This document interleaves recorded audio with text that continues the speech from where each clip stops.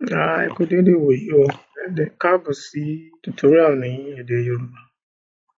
Mo fẹ́ ká tẹ̀síwájú pẹ̀lú ẹ̀kọ́ wa ìyẹn ti bí a ṣe lè lo HTML.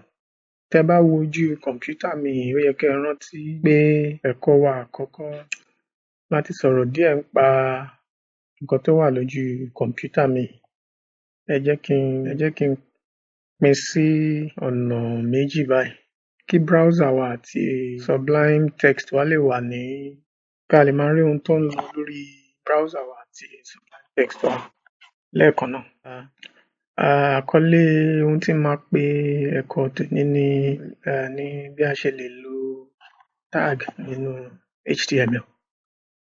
Àwọn nǹkan tá a pè ní tag ní irú nǹkan báyìí. Ẹ rí i pé ó ní àmì pé a ṣí ń bí, ó dẹ̀ lámì pé a pa dé níbí. Irú eléyìí a lè pè eléyìí ní tag. Eléyìí náà àwọn kan a lè ní pé tag nínú tag, àmọ́ àwọn elédè Gẹ̀ẹ́sì máa ń pè ní element. Ẹ rí i pé a lè pè eléyìí ní tag báyìí.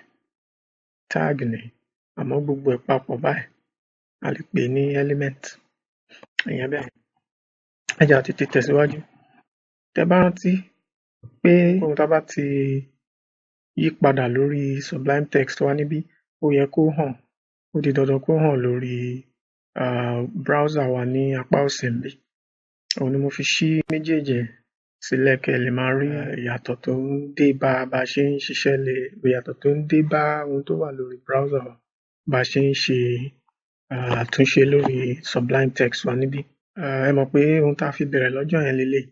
Mo fẹ́ ká tún fẹ̀ lójú díẹ̀ sí ká fẹ́ eléyìí lójú díẹ̀ sí kó ba lè tún yé wa dáadáa. Ẹ rí i pé láti bí báyìí ara àkọlé tuntun ni a fi síbẹ̀. Tí n bá kàn kọ pé ó ga o, tí n bá kọ ó ga o, tí mo save tá a fi pamọ́, ohun tí a fi pamọ́ níbí, ó yẹ ká rí ó ga o lórí browser wa náà. Ẹ jẹ́ á refresh báyìí. Ẹ rí i pé a ti ní ó ga o. Lóòótọ́ ni pé ohun tá a bá kọ látorí Sublime Text wa níbí, à ń rí lórí browser wa níbí. Àmọ́ ó ní bó ṣe yẹ kí a to nǹkan sórí browser wa tó máa fi bójúmu. Àpẹẹrẹ, tí n bá ní kí n kọ ó ga o bí ẹ̀ẹ̀mélòó kan sí, ó ga, mo tún kọ, tí mo jẹ́ kó jẹ́ ẹ̀ẹ̀mẹ́ta, tí n wá fi pamọ́ tí mo save ẹ̀, tá a bá refresh níbí, ẹ rí i pé bó ṣe gbé jáde leléyìí. Tẹ́ bá wo ìyàtọ̀ tó wà ńbẹ̀, eléyìí níbí, ẹ rí bó ṣe tò ó bí mo ṣe kọ́ nìí. Àmọ́ ìgbà tó máa jáde níbí, ẹ rí bóun ṣe tò. Pẹ̀lú eléyìí mo máa fi fẹ́ ká kọ́kọ́ wo ohun àkọ́kọ́ tó yẹ ká mọ̀ láti lè máa to àwọn nǹkan bí láti lè jẹ́ kí ohun tá a fẹ́ kọ bá a ṣe kọ́ bó ṣe tò ó lórí Sublime Text Editor wa níbí báyìí. Ó máa ṣe é tò bẹ́ẹ̀, ó máa jáde bẹ́yẹn náà lórí browser wa. Bá a ṣe ń bá a lọ, ẹ máa tẹ̀lé mi ká lọ bẹ́yẹn, ó máa yé yín. Ohun àkọ́kọ́ tí mo máa kọ́kọ́ gbé yẹ̀wò ni ohun tá a pè ní header tag, tó ń pè ní H1. A máa pe H lédè Yorùbá yẹn náà, ABDAFGB E. Ẹ dà pé E náà ni, àmọ́ ẹ jẹ́ á lo H1. Ẹ rí i pé mo ti pa á dé. Mo ti ṣí ńbẹ̀ yẹn, màá pa á dé níbí báyìí. Ẹ rí i pé mo ti fi H1. Ẹ jẹ́ á wá fi pamọ́. pípamọ́ tí mò ń sọ yẹn save ni mo mọ ohun tí mo tún lè lò fún lédè Yorùbá ni mo ṣe ń lo fipamọ́ fún save. Ó yé yín, mo ti fi h1 sí h1 yìí ni èyí ẹ mọ̀ bí mo ṣe gẹ́gẹ́ bí mo ṣe sọ tag bá ṣe lè lo tag nínú HTML là ń wò láàárọ̀ yìí. Mo dẹ̀ ti sọ fún yín pé irú eléyìí báyìí sì rí pé tag ni mo dẹ̀ ní tá bá kó gbogbo ẹ̀ pọ̀ báyìí a lè pè ní ohun táwọn elédè Gẹ̀ẹ́sì ń pè ní element pẹ̀lú Yorùbá náà ẹ jẹ́ á sì pè ní element. Mo ti save ẹ̀. Tí n bá lọ sí apá bí ta ní pé ká wo bó ṣe máa rí lórí browser wa, ẹ rí i pé ìyàtọ̀ ti dé bá ìyẹn ó ga o. Ẹ rí i pé ìyàtọ̀ ti dé bá bá a dẹ̀ ṣe pè ní head níbí ẹ rí i pé òun dàbí orí báyìí. A lè lò pé ó fẹ́ dàbí àkọlé. Ẹ jẹ́ á máa bá a lọ. Tá bá ní ká ṣe èyí sí eléyìí àmọ́ ká wá lo nísìnyí ká wá lo h2 ó yé yín, ká lo h2 á ṣí ńbẹ̀ yẹn á pàdé níbí báyìí ká wá save ẹ̀ ká fi pamọ́ ká wá wo bó ṣe máa rí níbí. Ẹ ti rí i pé ẹ ti rí ìyàtọ̀ tó tún dé bá ńbẹ̀ yẹn. Ẹ jẹ́ á wá ṣe èyí ká jẹ́ kí eléyìí jẹ́ h6 eléyìí jẹ́ h6 ẹ má bínú ohun tí mo fẹ́ ṣe kọ́ nìyẹn. Kí eléyìí jẹ́ h6 ká ṣí níbí ká dẹ̀ pàdé níbí báyìí ká pojú ẹ̀ dé níbí ká fi pamọ́. Ẹ ti rí nǹkan tó gbé jáde yìí. Tẹ́ bá wo bí ẹ rí i pé sublime text témi ń lò yìí ẹ rí i pé wọn à tíì register ẹ̀ rárá. Ó kàn gbé jáde pé láti fi rán mi létí pé sublime text tí mò ń lò yìí mo tíì register ẹ̀. Àmọ́ gbogbo nǹkan tó yẹ tí ẹ lè ṣe pẹ̀lú èyí tẹ́ ẹ register tẹ́ ẹ rà náà lẹ lè ṣe pẹ̀lú eléyìí tẹ́ ẹ tíì register. Ó máa dáa kó jẹ́ pé tẹ́ bá ti bẹ̀rẹ̀ tẹ́ bá ti kọ́ HTML yìí tẹ́ ti mọ̀ dáadáa tẹ́ ti fi ń ṣe iṣẹ́ ṣe ó máa dáa kẹ́ ẹ ra èyí tó jẹ́ pé wọ́n ti register. Àmọ́ ìyàtọ̀ tó kàn wà ńbẹ̀ ni pé ó máa gbé eléyìí jáde lẹ́yìn ìgbà tẹ́ bá ti save bí ẹ̀ẹ̀mélòó kan. Kò sí ìyọnu ẹ kàn máa báṣẹ́ lọ ẹ cancel rẹ̀ ẹ dẹ̀ máa báṣẹ́ lọ. A ti ṣe ìyàtọ̀ bí a ti save àti fipamọ́. Tá bá wá ní ká wo bó ṣe máa gbé jáde níbí ẹ rí i pé nísìnyí ó ti tò ó bó ṣe yẹ kó tò. Ẹ rí i pé ó yàtọ̀ sí ìgbà tá a kọ́kọ́ kọ ó ga o. Àkọ́kọ́ ó ga o. Ẹ rí ìyàtọ̀ yẹn. Ẹ rí i pé bó ṣe tò nígbà tá a kọ́kọ́ báyìí nìyẹn tá a fi èmi ni àwọn tag tó jẹ́ h tag sí. Mo dẹ̀ ní tá a bá gbé irú eléyìí lọ sórí Google ohun àkọ́kọ́ ibi tí Google máa kọ́kọ́ gbé jáde láti ní ká lọ wo irú nǹkan báyìí wọ́n ń pè ní W3 school. Tẹ́ bá lọ sórí W3 school yẹn ẹ rí i pé tẹ́ wá ní ẹ̀ ń wá header tag tí mo kọ h1 oríṣiríṣi tag ni ẹ máa rí pé ó wà lórí W3. Àmọ́ nínú gbogbo tag tó wà ńbẹ̀ yìí bí mo ṣe sọ kò ń ṣe gbogbo ẹ̀ lẹ máa lè há sórí. Àwọn èyí tẹ́ bá ti ń lò bí mélòó kan tẹ́ ń lò bí mẹ́wàá àbí nǹkan tẹ́ ń lò lẹ máa mọ̀ lórí tó jẹ́ pé gbogbo ìgbà tẹ́ bá fẹ́ lò kò ní jẹ́ pé ẹ ṣẹ̀ máa lọ W3 láti lọ wo W3 school láti lọ wo nǹkan tẹ́ fẹ́ lò fún. Oríṣiríṣi ló wà níbí tèmi náà ò tiẹ̀ tíì lò rí torí pé mo tíì ní mo ò tíì rí ìdí láti lò, àmọ́ gẹ́gẹ́ bí mo ṣe sọ, bí mo bá tiẹ̀ fẹ́ lo àwọn eléyìí, màá kàn wá sórí W3 School, màá wá wò. Mo dẹ̀ sọ fún yín pé ẹ lè ṣe àpẹẹrẹ lórí W3 School gan, tó jẹ́ pé ẹ máa ti ṣe àpẹẹrẹ, ó fún yín ní àǹfààní àti ṣe àpẹẹrẹ pẹ̀lú nǹkan tẹ́ ẹ wá síbẹ̀. Ẹ bá ti irú eléyìí ńsìn, tí n bá ní kí n yí eléyìí padà, ẹ rí pé bí mo ṣe yí padà níbí, mo rí ìyàtọ̀ níbí. Ìyẹn jẹ́ kó fi yé mi pé ó ṣiṣẹ́. Táàgì míì tí mo tún ní pé ká wò, à ń pè ní paragraph. Ìyẹn ó máa jẹ́ P, a lè ní P bẹ́yẹn. Paragraph. Kí n tó lọ sórí paragraph, irú tí n bá ní kí n kàn kọ oríṣiríṣi nǹkan tó wù mí báyìí, ẹ rí pé mo kàn kọ ohun tó wù mí, tí mo fi pamọ́, tí mo wá refresh bí, ẹ rí pé ó ti gbé jáde níbí. Tí n bá ní kí n kọ nǹkan tó wù mí yìí, tí n bá ní kí n kọ bí ẹ̀mélòó kan sí, ni mo kọ bí ẹ̀mẹ́ta tí mo fi pamọ́ níbí. Tí mo wá wo àtúnṣe tó dé bá lórí browser mi, ẹ rí pé ìyàtọ̀ wà ńbẹ̀.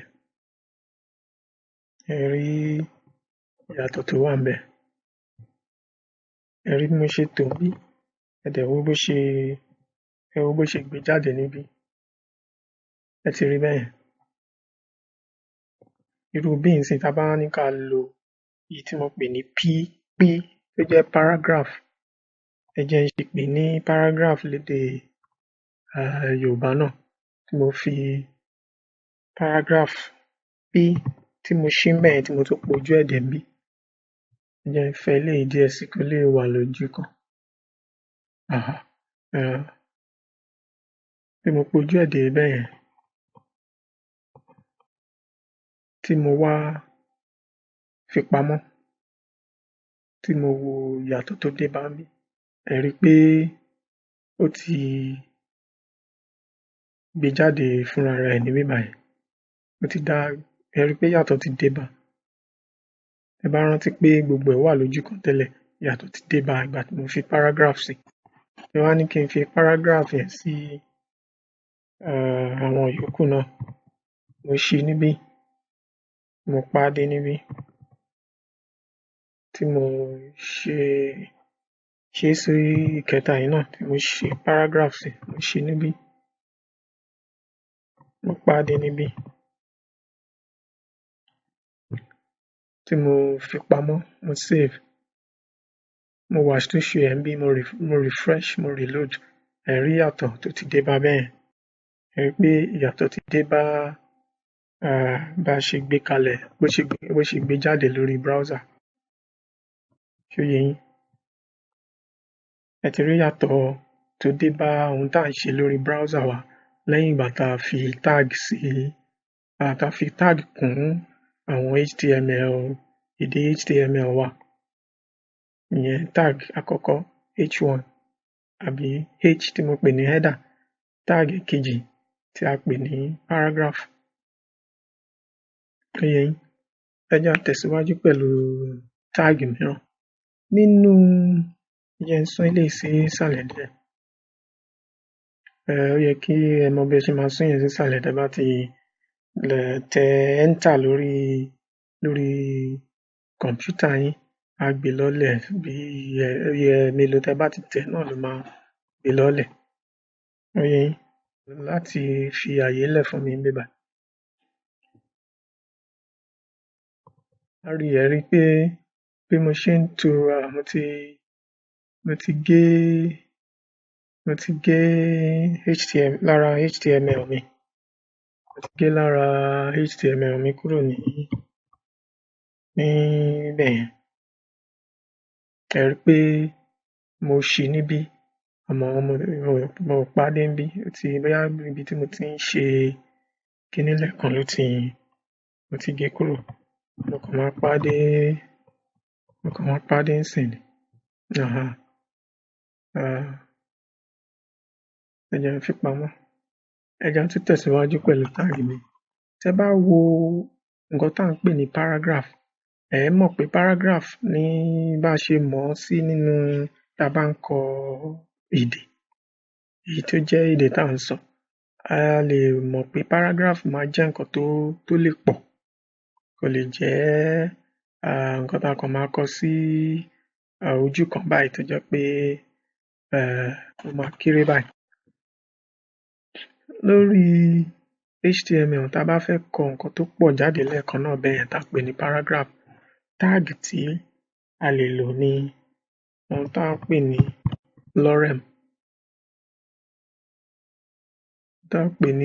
lorem.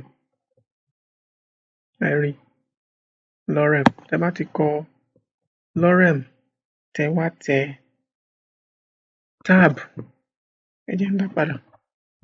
Tí ẹ bá ti tẹ lorem sáàárín paragraph, ó yé yín, ẹ mọ̀ pé a ti sọ̀rọ̀ nípa paragraph báyìí. Tẹ́ wá tẹ ohun tá a pè ní lorem sáàárín paragraph yìí, kí ni mò ń sọ?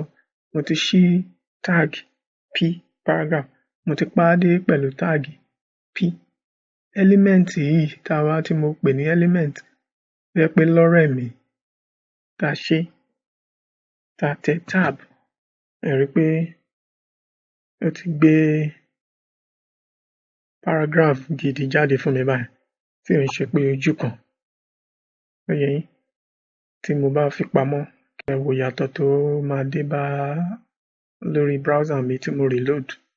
Ẹ rí pé ó ti fún mi ní paragraph bẹ́ẹ̀, tí bójú mu bí ìgbà tí mo bá kọ paragraph.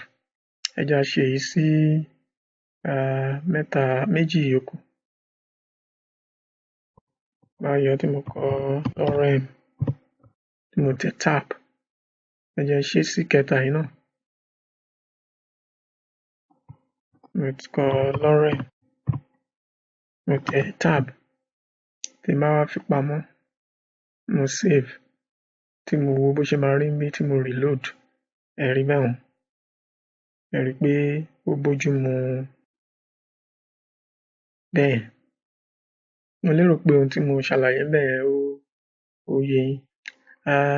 Ẹ jẹ́ á tún wo àwọn tag díẹ̀díẹ̀ kan ká tó parí fídíò tòní. Tẹ́ bá rántí pé mo sọ̀rọ̀ pé HTML5 nígbà tá a sọ̀rọ̀ nípa doctype yìí lánàá. Mo sọ̀rọ̀ pé HTML5 doctype yìí, element yìí àbí tag yìí báyìí, òun ni text editor wa yìí máa fi mọ̀ pé èdè tá a fẹ́ kọ lórí bíbáyìí HTML5 la fẹ́ lò. Ẹ dẹ̀ rántí pé mo sọ fún yín pé ìyàtọ̀ ti dé bá HTML lóríṣiríṣi látìgbà tí wọ́n ti bẹ̀rẹ̀ sí ní, látìgbà tí wọ́n ti dálẹ̀. Bọ́n ṣe ń lò náà ṣe ń fi oríṣiríṣi kún. Ìdí tí irú àwọn ìyàtọ̀ yẹn ṣe máa ń wáyé ni pé irú ìgbà tí wọ́n dálẹ̀, àwọn nǹkan kan wà tó jẹ́ pé irú kí ni mo máa pe mobile phone báyìí, ẹ̀rọ ìbánisọ̀rọ̀ àbí kò tíì pọ̀ ní gbogbo ìgbà yẹn. Torí ìdí èyí, gbogbo ohun tó ń ṣe ńgbà yẹn wọ́n ń ṣe é pé bí ìgbà tó jẹ́ wípé orí kọ̀m̀pútà nìkan láti máa lo èdè yìí, èdè HTML. Àmọ́ bí nǹkan ṣe ń yàtọ̀ sí, wọ́n wá rí pé àwọn kiní yìí nísìn a ti ń lò lórí irú àwọn nǹkan bí mobile phone tí mo sọ yìí. Torí ìdí èyí ni mo máa fẹ́ ṣe irú àpẹẹrẹ tí mo fẹ́ ṣe nísìn. Tẹ́ bá wo bí lorem ipsum yìí, tí mo bá fẹ́ tún jẹ́ kó yàtọ̀ sí bó ṣe wà lórí bí, tí mo tún fẹ́ jẹ́ kó yàtọ̀, mo lè wá lo tag tá a pè ní, ẹ rí pé lorem ipsum ni mo fẹ́ kí yàtọ̀ yẹn dé bá. Mo ti lo tag tí mo pè ní b, mo ti ṣí pẹ̀lú yẹn. Mo ní láti, tá bá rántí, mo ní a gbọ́dọ̀ máa pàdé. Ẹ rí pé ohun tí mo fẹ́ kí yàtọ̀ dé bá ní lorem ipsum, mo dẹ̀ ti fi tag tuntun kún. B tí mo ṣí níbí àti b tí mo pàdé níbí. Tẹ́ bá rántí pé gbogbo paragraph yìí náà ti wà lórí p tẹ́lẹ̀ tí mo ṣí níbí, p tá dẹ̀ pàdé níbí. ẹ má jẹ́ kó dàrú mọ́ yín lójú, ẹ máa bá lọ díẹ̀díẹ̀ bẹ́ẹ̀. Lorem yẹn mo ti lo b tí mo fi ṣí ń bí, mo ti lo b tí mo fi pàdé ń bí. Ẹ já wá save ká fi pamọ́, ká wo bó ṣe máa rí ní tá bá reload. Ẹ rí pé ìyàtọ̀ ti dé bá lorem yẹn níbí, lorem ipsum. Èyí tá a pè ní bold, ẹ rí pé ó ti wá di pé ó ti wá bold ní ibi báyìí. Irú àpẹẹrẹ tí mò ń sọ pé ìyàtọ̀ máa ń dé bá bọ́n ṣe ń lo HTML ní irú èyí tí mo fẹ́ fi hàn yín nísìn. Irú bold yìí nísìn wọn sábà ń lò mọ́ torí pé àwọn irú ẹ̀rọ ìbánisọ̀rọ̀ bíi mobile phone tí mo sọ gbé nǹkan ohun tuntun jáde wọ́n tún ń lò báyìí, ìyẹn tó jẹ́ strong. Ẹ já lò yẹn pẹ̀lú paragraph kejì báyìí.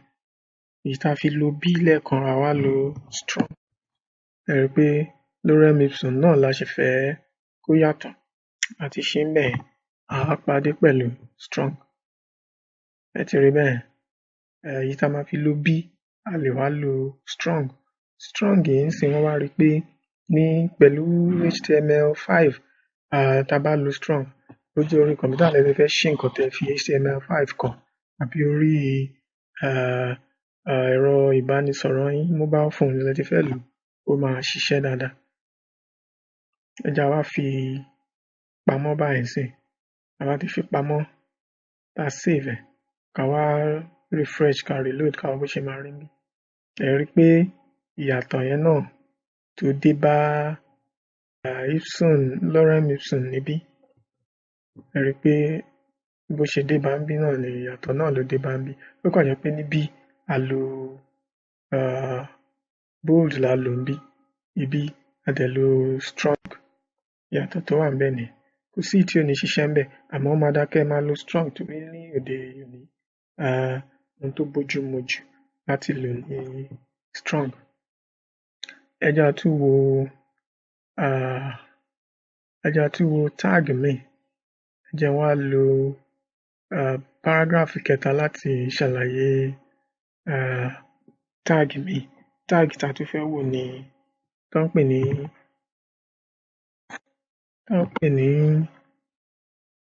I, ìyẹn i. I yẹn kàn dúró fún ohun táwọn olóyìnbó ń pè ní italics. Ẹ rí pé a ti ṣí I lorem ipsum náà la fẹ́ kí ìyàtọ̀ dé bá. A ní láti pa ojú I wa dé níbí. Ó yé yín, a ti pa ojú ẹ̀ dé bẹ́ẹ̀. Tá a bá wá fi pamọ́ ká save ká wá padà wá bí ká reload ká refresh ká wo ìyàtọ̀ tó dé bá. Ẹ rí pé ìyàtọ̀ ti dé bá lorem ipsum. Ẹ rí bó ṣe wá rí níbí báyìí. Ẹ rí pé ó yàtọ̀ sí bó ṣe rí tẹ́lẹ̀. Ìyẹn nìyẹn. Ẹ jẹ́ n fi paragraph kan kún ibi ká lè fi parí ẹ̀. Máa fi lorem tí mo fi tab sí, tí mo fi pamọ́ save, tí mo reload níbí. Ẹ rí pé ó ti fi paragraph kan fún. Ibi ń sìn pẹ̀lú eléyìí tí mo fẹ́ kẹ́ mọ̀ pé yàtọ̀ dé bá ìgbà tá a lo I italics tí mo pè ní italics. Ẹ rí pé yàtọ̀ dé bá lóòótọ́. Ẹ rí bó ṣe rí tẹ́lẹ̀ ni.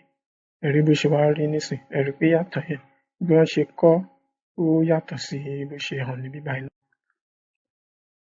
Ẹ jẹ́ wá lo àpẹẹrẹ kan yòókù ká tó parí fídíò eléyìí lórí bá ṣe lè lo tag nínú HTML. Paragraph kẹrin tí mo ṣe fi sí ni. Irú italics yẹn náà, òun náà tún ní bọ́n ṣe lè lò ní òde òní ní ìlànà míì. Ìyẹn ìlànà míì lórí HTML5. I yẹn náà tí mo sọ á ṣiṣẹ́, àmọ́ ní òde òní ó tún ní bọ́n tún ṣe máa ń lò tó jẹ́ pé a ní láti kọ I. Ìyẹn a máa kọ EM, ìtàn olóyìnbó ń pè ní emphasis. EM. Lorem ipsum náà ni emphasis wa òun la fẹ́ kí yàtọ̀ dé bá. A ní láti tún pojú ẹ̀ dé. Ó yé yín, ẹ rí bá ti pojú ẹ̀ dé bẹ́ẹ̀. Màá fi pamọ́ níbẹ̀ yẹn. Màá wá sórí browser wa, màá reload. Ẹ rí pé ìyàtọ̀ náà tó dé bá níbí nígbà tá a lo I tó dé bá lorem ipsum, òun náà ló dé bá níbí nígbà tá a lo em. Ó yé yín. Ohun tí a pè ní tag, tí mo pè ní tag ni mo ti rọra ṣàlàyé yẹn. A ti wo tag bíi mẹ́ta sí mẹ́rin báyìí. A wo tag tó jẹ́ header tag. A dẹ̀ wo èyí tó jẹ́ paragraph tí mo pè ní P. Mo dẹ̀ sọ̀rọ̀ nípa pé ká fẹ́ kọ paragraph tó gùn. A lè èyí tá a fi kọ ohun tó wù wá. A lè kọ lorem ipsum. Tó jẹ́ pé tá a bá ti kọ lorem ipsum tá a ti tab wa, ó máa gbé paragraph tó gùn jáde fún wa.